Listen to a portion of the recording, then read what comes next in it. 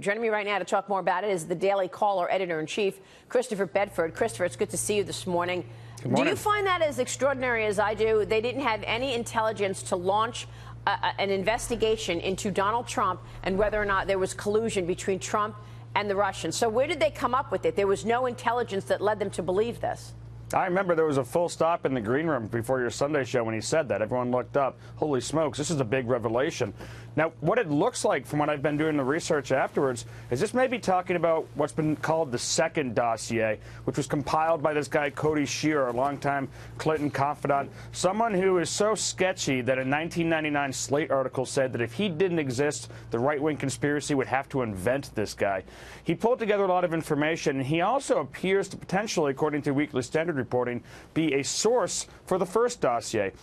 This becomes kind of the self-licking ice cream cone thing that we've seen before, where one guy who writes a dossier that collaborates another dossier turns out to be the source for the first dossier, the author of the second dossier, and then our intelligence services are using media reports on the first dossier to collaborate the first dossier, when it turns out that the media sources for those stories was the guy who wrote it himself. It's this roundabout thing, and as the congressman pointed out, this did not come through the proper channels. Even though some reports came to this Department of State through the Australian government, it didn't go through the proper intelligence channels, which would be necessary to start an intelligence investigation, and that is extremely concerning. It really is, because now we know that the only evidence or backing for a FISA warrant to wiretap people from the Trump campaign was all that dossier, which was unverified. This is not the way America operates. This is really an incredible statement that they had no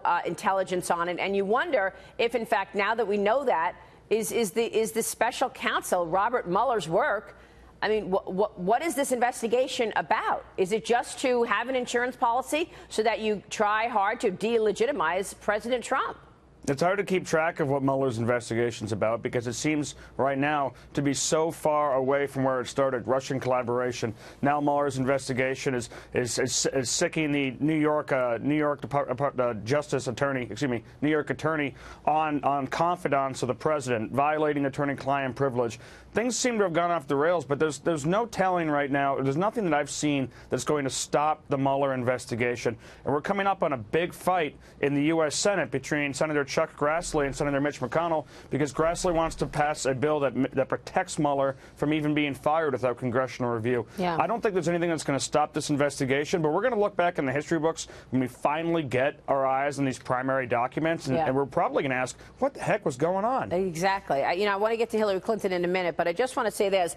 Devin Nunes yesterday said that, number one, they're investigating the opening of the investigation. Now they know there was no intelligence used. And number two, they're investigating how they conducted this investigation, the willingness to use dirt that was funded by Hillary Clinton and the Democrat National Committee to get a warrant to listen to calls. And then there's a third thing that he's working on, and he's investigating the State Department. He says that's going to come out soon, and we're also going to get more information from this forthcoming IG report, which is going to focus on Jim Comey and the Hillary Clinton email investigation. So I just wonder what it is at the State Department that the Intel Committee is working on.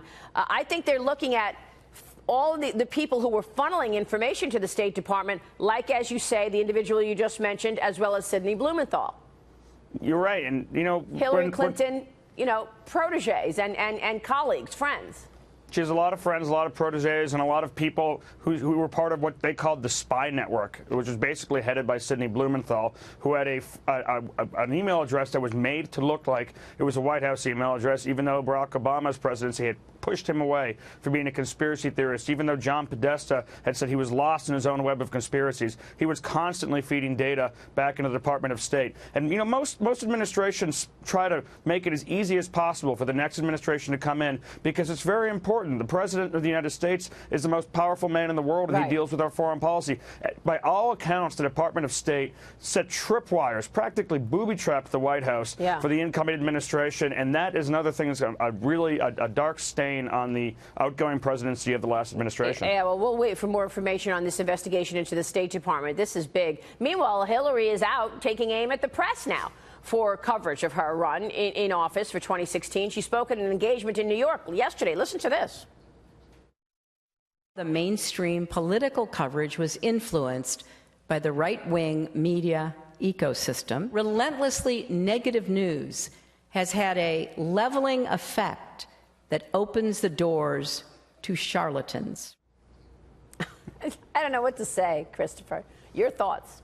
Not only that, but then she said she thinks that the press has gotten more fair since the 2016 election, and there's been a course correct where it's become more objective. Right. That's obviously false. And the American people can see that from their lack of trust. But we have the lead reporter on the Hillary Clinton campaign from the New York Times admitting that she cried at her desk after Hillary Clinton lost. We had people saying it was a conspiracy theory that Hillary Clinton was in potentially bad health just days before she collapsed after 45 minutes in mild weather.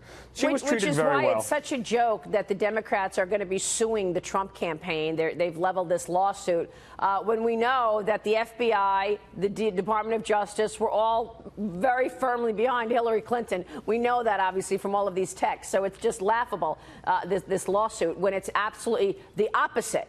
That, in fact, it was the FBI and the DOJ trying hard to push Trump down, make sure he didn't win, and support Hillary. And then we've got these reports about those IT guys. Imran Awan's father transferred data to a Pakistani senator and former head of the Pakistani intelligence agency via a USB drive, Christopher. His son, Imran, the former IT aide to Congressman and former DNC chair Debbie Wasserman Schultz, who made unauthorized access to in-house servers while working on the Hill. President Trump tweeted about the matter over the weekend. He wrote this: "Just heard the campaign was sued by the obstructionist Democrats. This can be good news in that we will now counter for the DNC server that they refused to give to the FBI, the Debbie Wasserman Schultz servers, and documents held by the Pakistani mystery man and Clinton emails."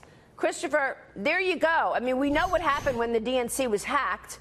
You would think that if you get hacked, you want the might and the power and the strength of the FBI behind you to figure out who hacked you. But that's not what they did. They would not give their server to the FBI. They hired a private company to look at the server because they don't want people to know what was on the server. Exactly, and by every bit of our reporting has pointed to one thing, and that's that Debbie Wasserman Schultz, who was then head of the DNC, has something that she is very concerned about getting out. When her laptop was first, what appears to be her laptop, it's got the username rep.dws, was taken by Imran Awan and then left in a congressional building after he had been barred from the networks and fired by every other congressman except for Debbie Wasserman Schultz. It was left there with a copy of his ID, with a copy of his congressional badge, and with a note that said attorney-client privilege, which is ridiculous, by the way. Andrew McCarthy has pointed out that you can't just put a note on evidence that says attorney-client privilege and have it be taken out. It was left in a phone booth, discovered by police late at night, and since then, Debbie Wasserman Schultz had worked really hard, including threatening the chief of the Capitol Police to make sure this laptop was returned. I don't understand. She's saying she doesn't care. He left the laptop in a phone booth with the note. What is he trying to be? Sarcastic? Well, what it appears to, what it could potentially be, and some people have guessed, is that he is threatening Debbie Wasserman Schultz with the information that's on that laptop. Because first she was fighting to keep it away from the Capitol Police and out of their jurisdiction, and now he is in court holding that up for the last few months. That's incredible. Christopher, we'll keep following it. You've done great reporting on this. Thanks so much. Thank you. Christopher Bedford, The Daily Caller.